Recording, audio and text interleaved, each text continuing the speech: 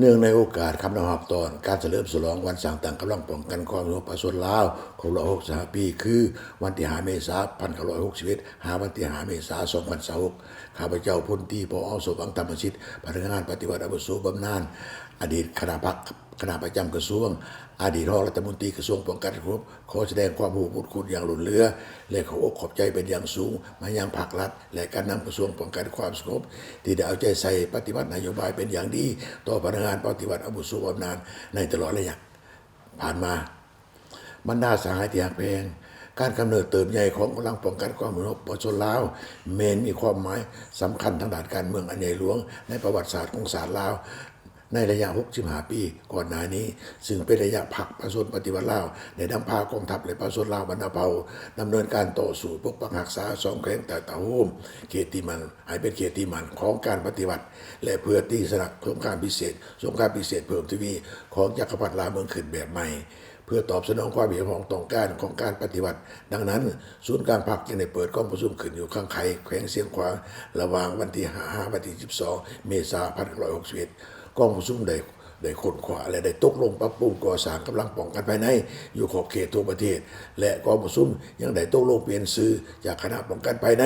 มาเป็นของการป้องกันความสงบศูนย์กลางโดยแม่ทานศรีวรวันไซเป็นผู้ชี้นำผ่านระยะประวัติศาสตร์ดังกล่าวศูนย์กลางพรรครัฐบาลจึงได้ตกลงออกนำหลักเลขที่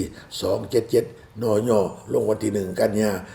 2005หักห้องเอาวันที่5 เมษายน 1961มาเป็นวันสร้างตั้งกำลังป้องกันความสงบประชาชนลาวอย่างเป็นทางการ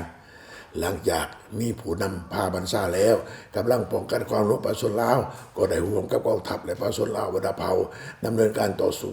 กู้ศาสตร์ต่างจักรพรรดิผู้หุกหานและสามารถที่เอาชนะศัตรูจากบรรลบนี้สู่บรรลบใหม่เพื่อเพิ่มขึ้นเรื่อยๆจนสามารถปลดปล่อยประเทศชาติได้สมบูรณ์ได้สถาปนาประเทศสาธารณรัฐประชาธิปไตยประชาชนลาวในวันที่2 ธันวาคม ปี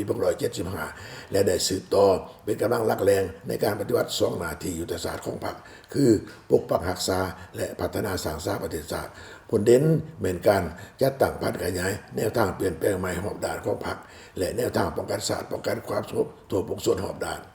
ผ่านการต่อสู้รวมกับกองทัพและประชาชนลาวบรรดาเผ่าในบรรลบต่างๆพร้อมทางการปฏิวัติ2 หน้าที่ยุทธศาสตร์ในตลอด65 ปีผ่านมา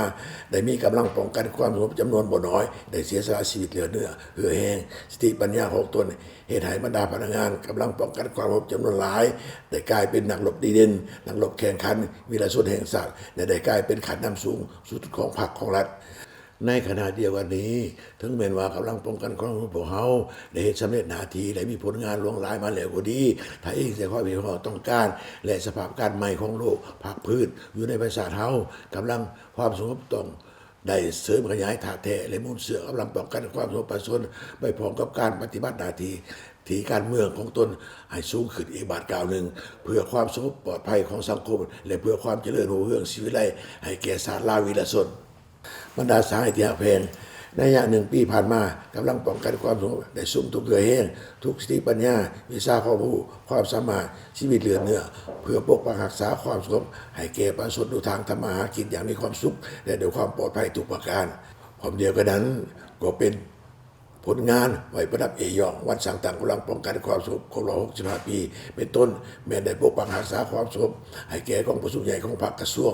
ป้องกันความสงบสมัยที่6ได้ปกปักรักษาความสงบเฉลิมฉลองวันศาสตร์ครบรอบ50 ปีได้ปกปักรักษาความสงบการเปิดกองประชุมใหญ่ของพรรคครั้งที่12วันเลือกตั้งสมาชิกสภาแห่งชาติครั้งที่10และขันแขวงครั้งที่5ได้มีความปลอดภัย